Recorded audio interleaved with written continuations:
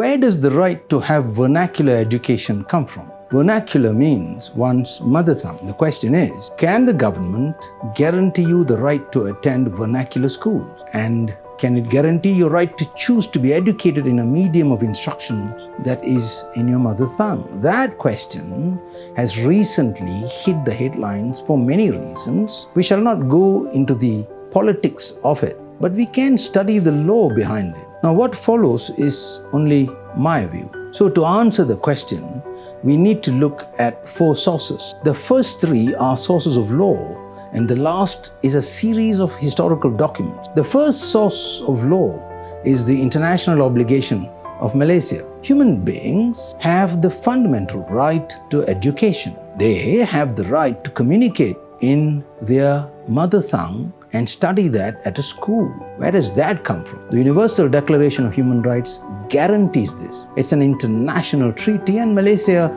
is a signatory to it. Article 26 of the Declaration states that everyone has a right to education. Education, it declares, shall be free at least in the elementary stages. In 1999, at the 30th session of the UNESCO General Conference, member countries adopted a resolution for multilingual education and the use of at least 3 languages in education. The first was in the mother tongue. The second is a regional or international language, and the last an international language. And for the 3 of them, we have the examples of the Tamil language or the Chinese language, Bahasa Malaysia, and English. Since then, UNESCO has promoted multilingual education to improve learning outcomes and to give life to cultural diversity, and this happened on the 16th of May 2007. The UN General Assembly recognizes pursuing multilingualism to promote, protect, and preserve the diversity of languages and cultures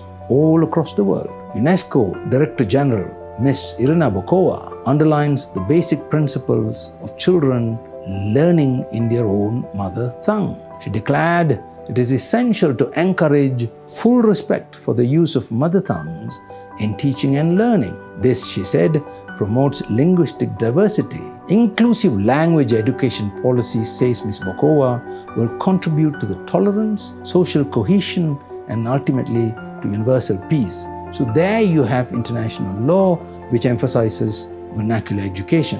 The second source of law is the Malaysian Constitution. It has 3 relevant provisions that we have to look at. Article 5 guarantees liberty. A person can do whatever he or she likes so long as it is legal and legitimate. Under Article 8, every person has a right to equality, has a right to be treated equally in the law. So if a person wishes to study in his own mother tongue at a school, no government could stop him or her from so doing. Article 12, on the other hand, allows a person to go to a government-funded school no matter what his race or religion is. The laws of the nation require the government to provide schools for that very purpose. In fact, the Constitution goes even further. Under Article 12, Clause 2, even religious bodies may run their own religious schools. The third source of law is the Malaysian Act of Parliament that deals with education.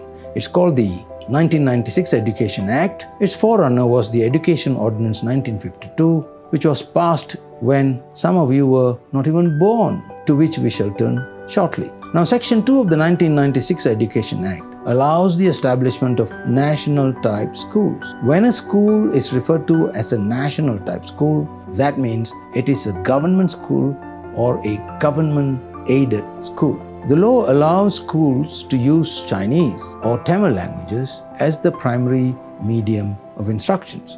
So we have covered the 3 sources of law. Now let's deal with some interesting historical points. I'm cutting a rather long story short. Back in the early 1950s, when the Federation of Malaya was still under British rule, 3 different committees were asked to study how to form vernacular schools. In 1951, the Barnes Committee submitted a report to the then government. It was headed by the Acting Director of Education, Mr. L.D. Whitfield. That committee focused mainly on the educational upliftment of our friends, the Malay community. But the report is important because it recommended that a child's primary education should be, insofar as possible, in his mother tongue. However, the British proposed a national education system. The colonialists went on to recommend the use of English as the primary medium of instructions in our national schools. Despite these advances, there was very little opportunity for vernacular schools,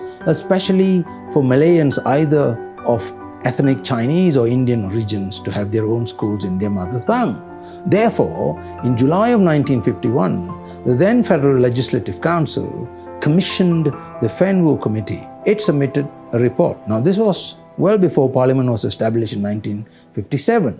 The Fenn-Woo report recommended trilingual schools. Their respective media of instructions were to be in the languages of Malay, Chinese, or Tamil. Then in 1952, the Razak Committee studied all these proposals and helped draft the Education Ordinance 1952.